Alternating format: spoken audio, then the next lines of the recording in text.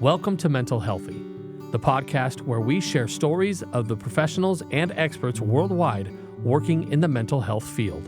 Here's your host, Dr. Kenyon Knapp. Welcome, everyone, to the Mental Healthy Podcast. Glad to have you with us here today.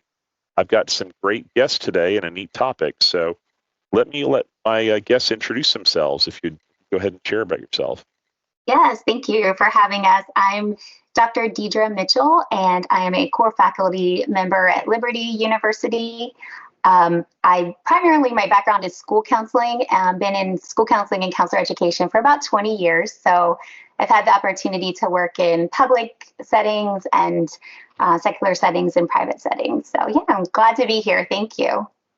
Thank you. Hello, everybody. I'm Dr. Laura Martin, and this is my 7th year at Liberty University as a core faculty member. And among all the wonderful teaching opportunities there, I consistently train and supervise students who are in their internship and practicums, going on to be school counselors. So combined years of experience are about 20 years in the mental health field, serving different types of populations from students to families to adolescents. And it's such a joy to be here today. Thank you.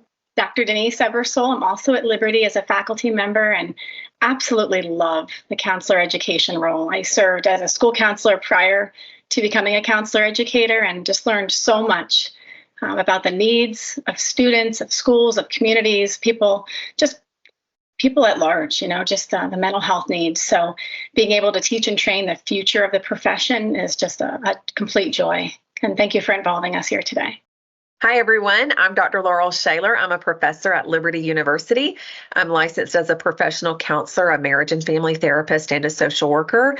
And my background was working for the Department of Veterans Affairs and also working in a middle school and private practice. And I think the middle school was definitely the hardest. So I have a lot of admiration for these school counselors here. But I also enjoy writing and speaking on various topics with a passion for adoption. So it's nice to be here. Well, thank you all for being here today. I'm glad that we've got a group with a lot of experience in different areas. And so you've got a real richness you can bring to the table. Now, I know that you all worked together recently on an article about harnessing. Or value harnessing, and it was in Counseling and Values, the Cervic Journal, I believe. So why don't you just tell the listeners, what is value harnessing, and you developed a harness model per se. So what is this? The average listener is probably going, "What on earth is this?" Right. Yes, we would love to talk about this.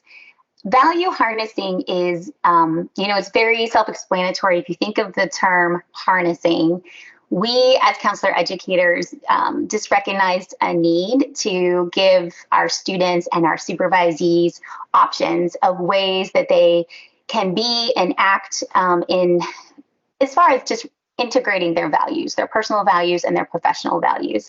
And so the term harnessing, if you look at the term harnessing, it means to recognize and manage the strength of something to utilize for a positive purpose, to yield a positive good.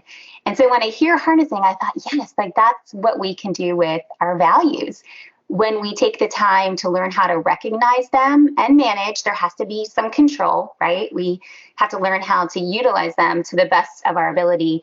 But we can integrate our values into our counseling work in an ethical way to the better of our counseling work, to the better of the counseling process itself, to the betterment of me as a counselor, to my client's benefit. So value harnessing is just that. It's just recognizing and managing your values and determining how you can utilize them in the counseling process. This is interesting. This sounds different from what I heard in grad school a little bit. I remember when I was in grad school, I got 3 graduate degrees in counseling, but one of my degrees I got from Georgia State, all they said about values was don't impose. Right. And that was like the only message I ever got, as if values were like toxic waste or something like that. But I'm hearing a different perspective from here. Like how is value harnessing different from not imposing everything, or I get maybe a negative view of values? I'll tackle that if that's okay, Dr. Mitchell. Yeah, great. Because Dr. Knapp, we were all in the same boat there, and we were trained in a similar time period, the four of us, going through our graduate programs, where we heard the same message too. In fact, the takeaway from that was to the best counselors were the most sterile and the most neutral. And we went ahead with counseling with that ethos in mind, that, any value was a bad value and we must be completely neutral and sterile. And in fact, that was creating sessions that lacked any type of, robust therapeutic process, we think, looking back and reflecting on that. And then the code of ethics came along and I guess kind of matched what we were thinking, that the best way to be was completely value free. And that's what the research was saying. But we started to see, as our students and clients were developing, they were actually desiring to hear from us as almost like a baseline to see, what they were saying, how it would bounce off of us in terms of our values. And I think that was a piece of the genesis of this model, was to say, wait a minute, over time, a decade and a half or so that we were trained, there was a need arising from our clients and students who were actually desiring to have integration of values in a session. And we put all of that together, our past, our present, and we look ahead to the future of counseling to say, how can this be done ethically, keeping the code of ethics in mind that we're not imposing at all? On a regular basis, we've talked about how we'll receive emails from students, phone calls from students who've started our program who say, I don't know if I can do this. I don't know how to reconcile these values. I don't know if this is what the profession looks like, if I can be value neutral. And many times those phone calls or video meetings they'll have tears and they'll say, you know what, I don't know. And then the pressure is on us, as counselor educators to say, like, how do we best advise them? Do they do what we have been trained? Oh, values, don't impose your values and beliefs. Or do we ask them questions, help process that with them, have some sort of just process to take them through? And so that kind of also helped frame what we were thinking of when we started writing, compiling this and preparing to share this with other people. Yeah, there was so much focus on what we couldn't do, and we really needed, and our students were looking for more. And it was so hard to not have an answer for my students. And they were saying, how does this work? And, how do I set aside my values and not impose my values? Like, what does that actually look like? How do I be value free? And to not have an answer for them. And then bracketing came along, and around 2014, when the Code of Ethics was revised, and we had these other options to talk about. And I would sit and I would teach ethics. And I remember in 2014, and I'm teaching ethics, and I'm talking with them about bracketing, and I'm just taking it at face value. And there's some benefits and some place for that. But my students looking at me and just also taking it at face value. Okay, bracket, that's what I do. We were finally giving them a tool. But when the rubber meets the road, and when I look at my own experience, and when I see my own students develop from being in that intro to ethics course to being in practicum and internship, where they actually now are in a situation where they're learning to, and they are ethically trying to integrate their values or set aside their values, they just didn't know what to do. And we were so focused on the what you can't do, it just felt that we needed to give an option of what you can do. It's interesting to me when I would hear about bracketing and other approaches to ethics, they would say you need to be value neutral, and you need to or bracket whatever values you have. But of course, deciding what values you need to bracket is a demonstration of a value to judge the value you have to bracket it. So it's almost a circular, contradictory kind of thing where you're trying to be value neutral, but you're really not value neutral because you can't bracket something unless you have something that you're measuring by. So it sounds confusing. It really does. Anyway, but all that to say though, all that confusion and all that struggle that you as counselor educators dealt with, it somehow led you to developing this value harnessing model. So what led you to the creation of this model as a concept? Like, did you just talk among yourselves, or how did it all develop?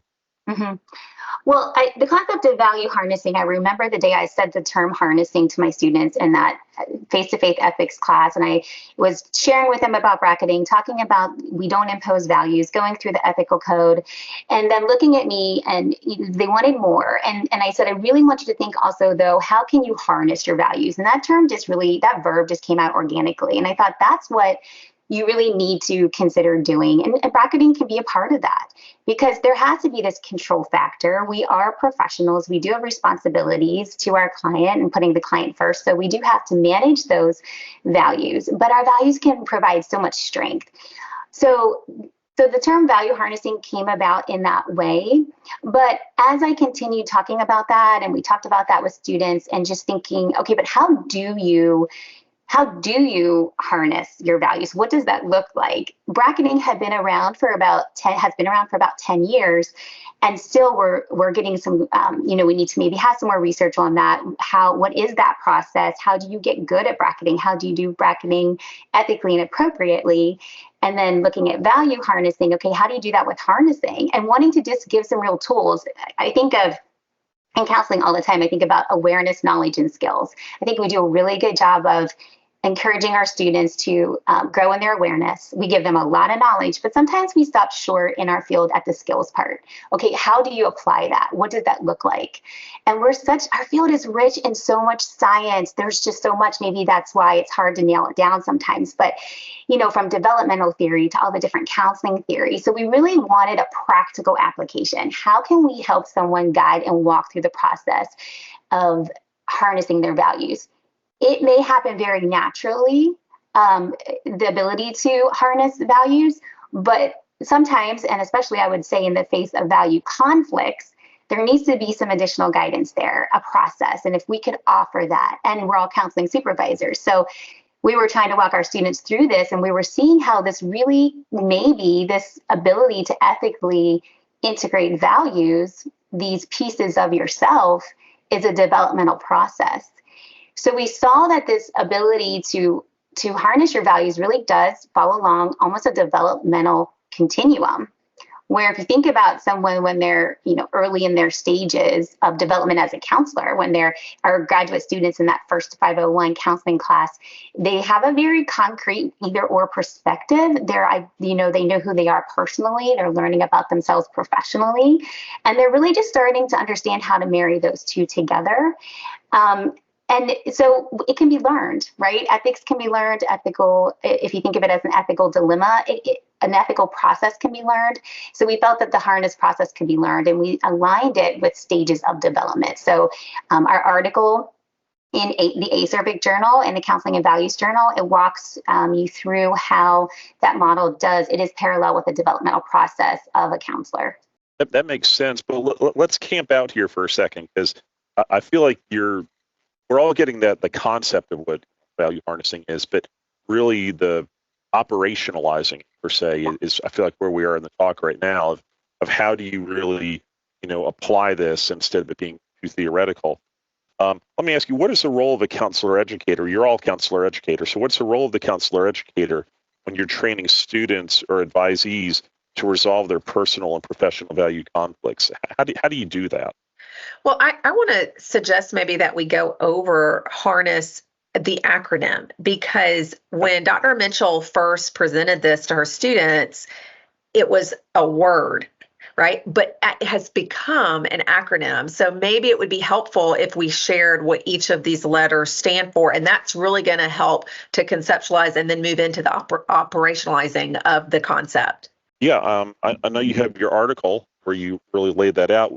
Would one of you maybe go over and describe what the letters stand for in the harness model? Sure. Go through that. Yep. And I think Dr. Shaler has a great point, because it really is a supervision process. It's how we designed it, so it can be used in supervision. And so in our article, which I'll briefly go through each step of harness, we do provide exercises, reflective questioning, things that you can do in isolation on your own, but would definitely be more beneficial to do with a supervisor. And so counseling supervisors can certainly use this in their practice. But so harness, it follows the acronym. It just fell in line that way. So H is head and heart, and that is about growing in awareness of head and heart knowledge. So the professional and the personal, and that's where a lot of our students are in that first intro to counseling course, learning, being encouraged to grow in their own awareness of themselves and their values, but also the values of the profession and the different the ethical codes and the different policies and procedures that we have in place. And then that moves on to A. application to profession. And so that's really a preliminary, okay, now that I'm aware of the professional and personal values, how does that apply to my work? And this, again, it's a first glance at this. It's pretty simplistic. It's preliminary. It's this preliminary understanding that hopefully it will be challenged in time when you reach possibly an ethical dilemma or a values conflict.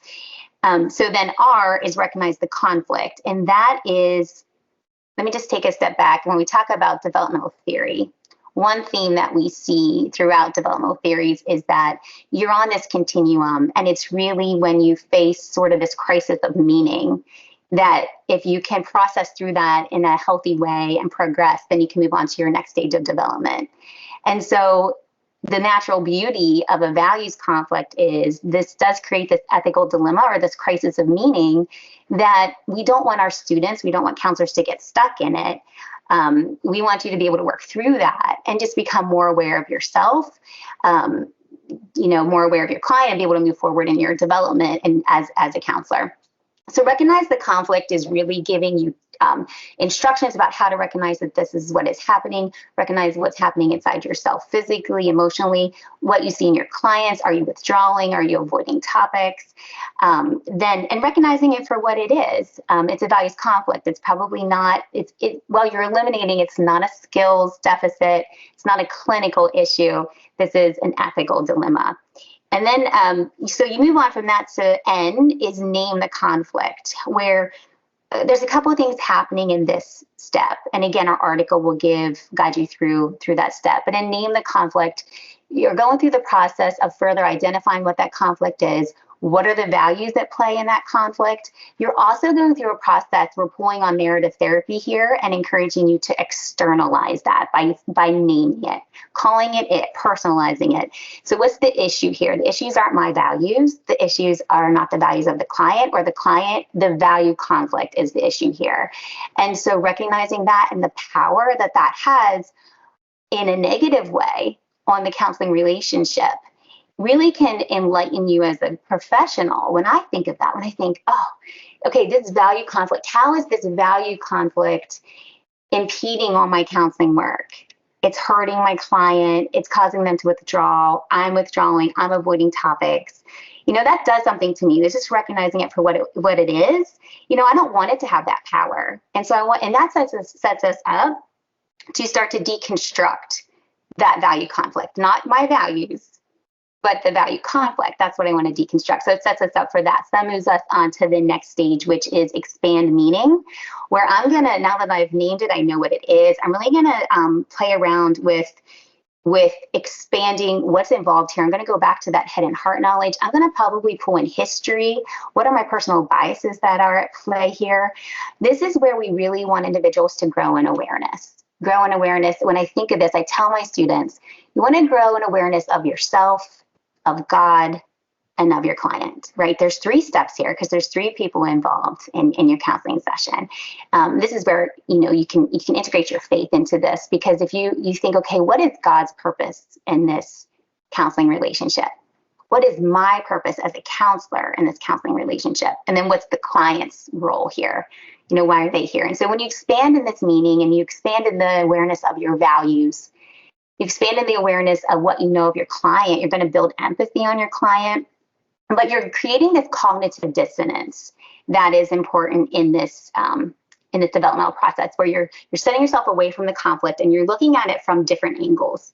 And in that, and as you're expanding meaning, and in our article, we do have a diagram that creates a visual of this process. So as you expand this meaning, we just want you to encourage individuals then in the next step, S, to seek alignment. So in the circumferential edges of this expanded meaning, where can you have alignment with your values? And again, we just want to encourage counselors to look at what they can do and not just at what they can't do. So it seems like a big process to go through to get to that point, but it can be so rich. And if you take the time to let yourself do this, we feel and we see counselors become more affirmed in their own beliefs, able to provide a more robust, richer experience, and move on to S, serve ethically, which is that. It's It's recognizing how now they're using their values, they're applying their values in session in an ethical way. They're recognizing what they've had to bracket, which really is, I like to say, bracketing actions. If you want to, sometimes we have to bracket our actions and what we say, but maybe that doesn't mean you're bracketing your values. Again, it's a harness, it's a control, it's management. So those are our steps. So we feel that acronym is got a guide for our supervisors that they can walk through with. There's, again, just different exercises and reflective questioning that one can walk their supervisee through to bring them through this values conflict that they're facing. It seems to me that the second to last point, seek alignment, that would help build the therapeutic relationship more than putting up these walls about anything ethical or any values or whatever. Has that been your experience, that it sort of builds the therapeutic relationship? Oh, 100%. And I'm sorry, I know my colleagues have great things to share about this as well, but just the empathy that develops from that for yourself and for your client, especially for your client, of course, but even for yourself, and just like affirmation of who you are and who you are in the sessions, and also just getting to know your client and building that empathy, it can really make some great progress. Yeah. In counselor education, we're often taught, and many faculty teach this idea, and my Latin pronunciation is not great, but this concept of tabula rasa, where you're a scraped tablet or a blank slate. But I'm not sure that that's the approach that we should be taking, because how can we be truly authentic? We strive to teach our clients to be authentic, but if we're not being authentic ourselves, how are we really modeling that for them? And that's not always about self-disclosure or about, just kind of a pouring out of who we are and our beliefs or where we disagree with them. That's not what I'm referring to. But we should seek not to avoid those conflicts, as Dr.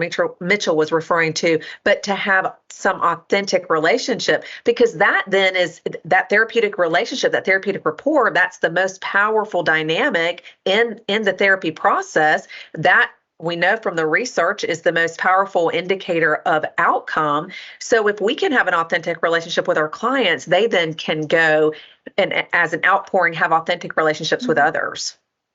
Dr. Shaler, as you're saying that, I'm thinking about our students and how they often say, well, what is the best theoretical orientation? Which one? Which one is the most effective? And you go back to the therapeutic alliance. It's not the theoretical orientation. It's being authentic in session, genuinely having care and concern, using the knowledge, skills, and abilities we have in an effective, ethical, professional manner. So maybe this is even the harness model really could help us to shift that from, what am I doing? The concrete either or thinking, what do I have to do?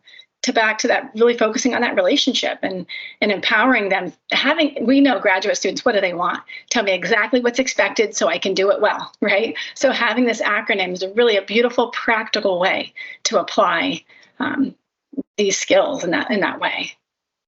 And I'm thinking back to specifically the letter S there, Dr. Knapp, that you were asking about, the seek alignment. I think for emerging counselors who are in training, that step does take a little bit more prompting because it reaches beyond their head knowledge. Our graduate students can pass any test we give them. They're awesome. But this next step of really what to do when a student or client is in front of you kind of freaks them out a little bit. So in that step, I say things to them like, do you believe there's more than one solution to every problem? And they really start to think outside of the problem, the value conflict. Let's say it's a school counseling student in training, and they're struggling to connect with different parenting styles that they see in their school. This is a common problem that comes back to supervision with us as counselor educators, and they are in disbelief of maybe how they're observing different parenting styles, or it's essentially a value conflict. Other people are parenting, other families look different than what they're used to. But in that step of seek alignment, I may say to the student, do you believe that parent also wants the best for their child? And it's like, wow, they do believe that. They just couldn't see it at first because the behaviors or the actions may look really different, may look like a value conflict. And sometimes students get stopped there. They get so thrown off by these conflicts. They turn left and, take a side road because they don't want to actually go there. But when we really push them into seeking alignment to say, let's see that through the lens of the parent, that yes, it looks different. Yes, it may even feel uncomfortable for you as the counselor, but if we believe they still want the best for their child, or that there's more than one solution, or this may even work itself out because the parent, is being honest, these counseling values come to light, and students, I think it changes the whole setup here. They begin then to see through their own roadblock, and they're able to then break through and enhance and create that robust therapeutic process. So that's a really important step, but I think students might struggle with it if we don't give them some prompts initially to, help them make that connection. Absolutely. Well, let me ask you this before we move on to another question or two I have. I'm sure there's a lot of people listening right now going, oh, this is great. This is better than what I was taught or whatever. Where would they get a hold of like this article or any other material about the harness model? Where would you send them to learn more about this?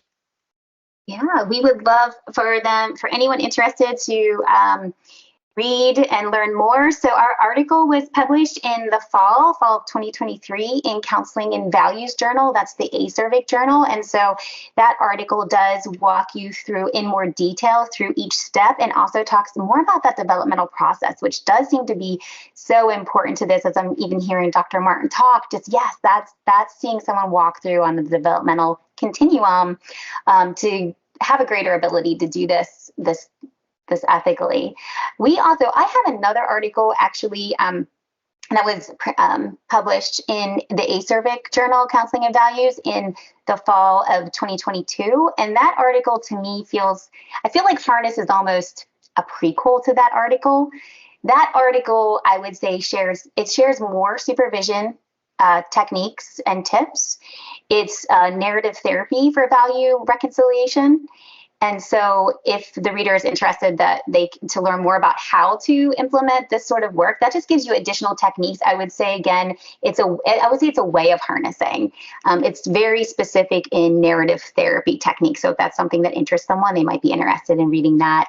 I know our school, we had a textbook, Christian Integration and Counseling, editors Dr. Ford and Dr. Kane. There's a chapter in that textbook that was published in January. And so I think chapter 3 has a lot more extensive also discussion on just integrating values in counseling as well. So that chapter may be interesting to reader or listeners as well. So you said both your articles, Dr. Mitchell, were in Counseling and Values? Correct. Yes. Okay. And this most recent one, just listeners, is titled The Harness Model for Reconciling Values in the Counseling Relationship. So I'd encourage you to check that out, read about that. But let me move on here, though, and ask you, we've talked about, some supervision, the developmental model aspect of this. What's next for the harness model? Like, what do you all see this developing into in the field? I would like to see us use the term value harnessing. It'd be great if that could be thrown into the conversation when we're talking about what we can do in the face of value conflicts. In terms of the model, of course, just research on, okay, how does this work? I think we need to do research in this area in general. I'd love to see some more research on using bracketing, which can be a very important tool as well. But also looking at other tools, even in addition to harnessing, because just as bracketing isn't the only answer, I don't think value harnessing is the only answer. But what else can we come up with? We just are such a rich profession with theories and ideas. So what else can we come up with to provide ways of being ethically, but just doing some good testing on it to just see, is this really doing what we feel that it's doing? So I'd like to see some research on that. I'm sure you all have some ideas too. I agree with what Dr. Mitchell is saying, because the answer is not to teach counselors or counselors in training that they need to come in and set everything aside and leave their entire personal beliefs and values at the door. Clients deserve more than just talking to a wall or a tree, right? We have to have that human connection. So I would love to see, as we talk about diversity within counseling, having a diverse, numerous methods of utilizing our values and addressing these value conflicts. So like what Dr. Mitchell was saying, I'd love for this to be taught in the textbooks, when we teach courses on ethics and counseling, like right alongside bracketing, we talk about value harnessing, and maybe we talk about something else as the research develops. I was just thinking that another reason this model came about was the polarization in our field and the climate that has become of counseling with political sides and everything COVID had that impacted our profession. And I would like to see this even expanded beyond counselors. I believe that schools are a great place where we can even teach teachers and administrators and principals to come to a place where, again, we're not deconstructing our personal values and we're not changing them. We're just arriving at better empathy for the people that we are serving. And honestly, we can all do that, and we can all benefit and serve others more excellently and confidently and competently when we do that. And just seeing the climate of what schools have become, I think it's a place too where students will benefit when teachers, administrators, and principals also utilize this model. That same type of training I would love to see in counselor education programs. I would love to see the opportunity maybe to train our colleagues to consider this as one way to help their students through, in our courses, maybe through internship, practicum, early on in the program with our new students who are just kind of freaked out, honestly. I mean, if we think to the very beginning of the program, when it's like, what does a school counselor do? The difference between guidance counseling, school counseling, or even, clinically, how do you, if we talk about having a biblical worldview, and then we're also teaching, some secular theories, like how do you make peace with that? For me personally, what I did is I kind of just steered clear of the topic. And if I look back on my years in the profession, that'd be my biggest regret. I didn't ask those questions because I was more concrete, as we've talked about in the developmental model. It's just very either or thinking. What's right? How do I make sure I'm ethical? And in an attempt to do what I was trained to do, I definitely believe that I missed out on the opportunity to have. I always had that empathy, but I don't think I ever really processed it the way that future students could if we were trained, if we taught that to them. So for our students throughout internship and practicum, also with our advisees, I think that'd be phenomenal early on in the program when we first connect to share with them, hey, you know what? You might notice as you're learning this new content that there might be times when you really need to take a step back and process it. So I just think the application within our program alone, testing it out, researching, and then seeing if that could be extended beyond our program would be phenomenal to really have a big impact. I hope that happens. I mean, because this feels much better than the previous model. I mean, this value harnessing approach feels a little more civil libertarian, maybe than like the previous approach, which was really more hostile to faith. I mean, I've been around long enough. I remember when Albert Ellis used to get up at the ACA conferences and things like that, and he was very rude to both Jewish people and Christian people, and really all people of faith. I mean, he was particularly rude to Jews and Christians, and he actually came from a Jewish background himself. And there was other people like him, but this feels better than that. Let me ask you this: we all work here at Liberty University, which is an overtly Christian, unabashedly Christian university. How did your Christian faith inform the harness model? I mean, at the out the gate, it was, unfortunately, I was seeing Christian students who could be really wonderful clinicians, but the field needed. Just hear how they were supposed to live or to work value free, and just really struggle with that. And so choosing to just leave the profession. Well, this isn't for me. I can't do that. I noticed Christian counselors, Christian students, they, some could process it and move forward and do well with it. Some were just leaving, avoiding it altogether. And others were just, I saw a lot of Christians just kind of being locked in a defensive state. And as Christians, I don't think that's how Jesus is calling us to be. He is our defender. I don't think that we are supposed to live defensively. I want to see us live on the offense. I want to provide tools and how you can be. So I want to raise that awareness and knowledge, but we also wanted to give some skill. okay, so what can you do? And again, it just came back to that, like, what can you do? And so people weren't immobilized in their, wrestling with this sort of this crisis of meaning, or, what do I do? How do I integrate who I am as a Christian into my work as a counselor? And so just wanting to see that, I know we need that diversity in the field. We need to have our voices at the table. And so that's for me where that really came about. And if you consider Jesus's life on earth, he did not shy away from those who had a value conflict with him. In fact, he ran to those and he embraced those. And even when his disciples rebuked him for doing so. And that's the model we were hoping to really embrace, was that, we can find and serve others and help them change the trajectory, even if there's a value conflict, just like Jesus did. I'm thinking specifically of the woman at the well. Everyone else, couldn't embrace the value differences that she had, but Jesus did, and he did not shy away from that. I feel like people who maybe are not Christians might not fully understand the love that we have. It's supernatural. It's not of this world. So people might not, I assume that they don't even understand that. And so when we've read articles together and talked about them during our meetings about, can Christians be good counselors?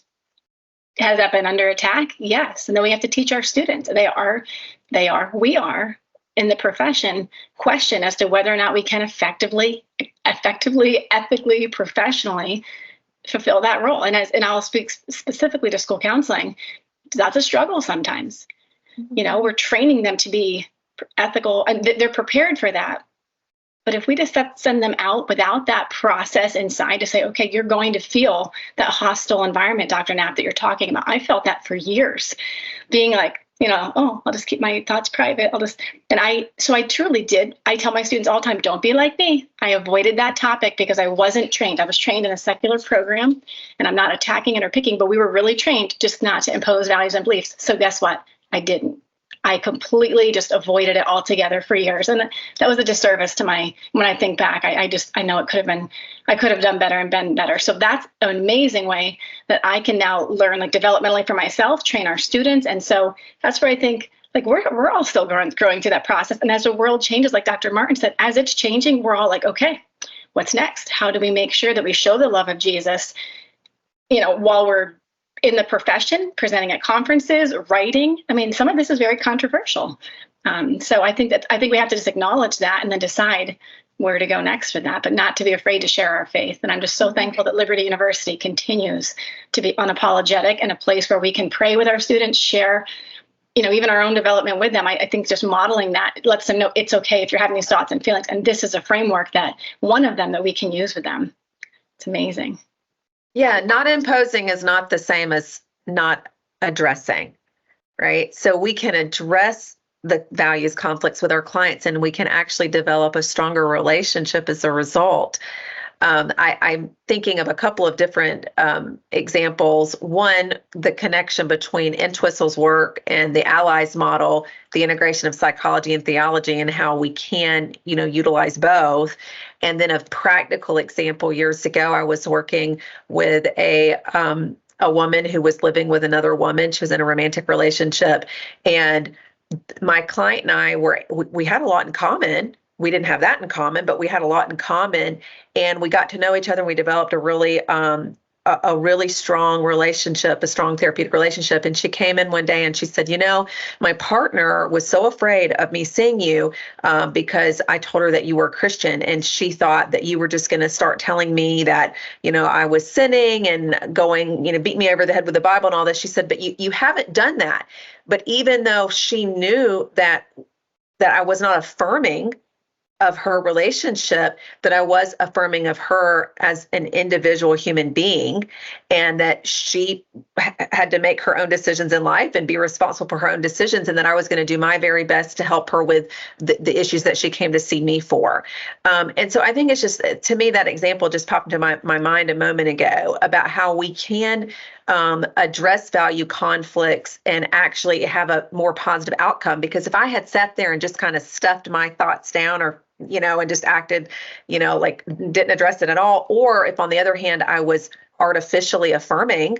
Now there are some, certainly there are maybe many in the profession who would say, well, how dare you not be affirming? Every counselor should be affirming. Well, I'm not. And I don't believe that I have to be, because that's not my belief system. I am a Bible-believing follower of Jesus, and I believe that the Bible speaks against same-sex relationships. That doesn't mean that I sat with my client and went through all of that. She just knew by the way I treated her, and we had some conversations about faith, that I was and am a Christian. So I was really I was grateful for that experience, and am hopeful that I was helpful to her. She said that I was in addressing her issues, and again, I was able to use that instead of avoiding or being antagonistic or even affirming. Well, and when you maintain your spiritual diversity, we have more diversity in society. And it's funny, if you had to be affirming of every belief of every one of your clients, you would be totally disingenuous and fake. It'd be fake as the $3 bill, as I tell my kids. Absolutely. You can't be everything to everybody. When I worked at the Department of Veterans Affairs, I would have some conversations with clients about that. Like, I can't have been in every branch of the military. I can't have served in every conflict. I can't have every mental health diagnosis, and you probably wouldn't want to see me if I did. So, we just have to acknowledge the fact that we strive to be all things to all people. We strive to meet them where they are and to meet their needs. But if we claim, as the profession does, that we respect diversity, then we should respect the diversity of faith as well. Right. Yeah. And just the issues that come about too, in being so careful about, in general, as counselors, we have to be careful in what we affirm, because that's value laden as well. And so in your example, Laurel, if your client had changed her mind if you would have affirmed that specific part of her life, and then she had changed her mind and wanted to live a different way, then, she may have been hesitant to bring that up to you because of, what your opinion of her might be. And so I think when we affirm, we have to be careful as counselors, because it shows an opinion, right? And I think so. And Scripture tells us that, and this is what I think of as in counseling. Our role as counselors is understanding lies within a person, and wise counsel can draw it out, right? And so our role, again, just grow in your awareness of who you are, who God is, and who your client is, and the role in the process. And as a counselor, my role is to draw out what's in that person's heart, right? To just hopefully in my training have the right questions, the right techniques to be able to work with the client. And so I think if we stay there and we stay in that lane, and that can be a very rich and robust place to stay. We don't have to affirm and do good work. We don't have to. So I think that there's definitely ways of being that we can remain true to who we are and do some good ethical work as counselors, for sure. Absolutely. Well, this has been really rich today, and very nuanced, but really rich. As we wrap up here, and I know we're running low on time, and I want to respect your time and the time of our listeners. I always try to ask at the end sort of a catch-all question of, what else is on your heart that I didn't ask you about today that you really wanted to share with the listeners? So any final thoughts?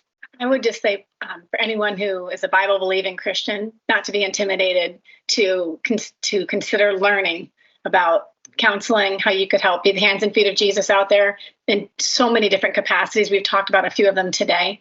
And when we talked about it earlier, it's just very upsetting when someone starts our program, thinks they can't do it, and doesn't have that because they don't know how to reconcile those values. So I would just say, to see it through, to keep growing, as Dr. Mitchell said, to keep growing yourself, your knowledge of God and also of others, and not to give yourself time to process it rather than running from it thinking you can't do it, because we need you. We need you out there to help in different capacities to really support others. Yeah. And I would just add to that, we're in the business of feelings. That's what we do.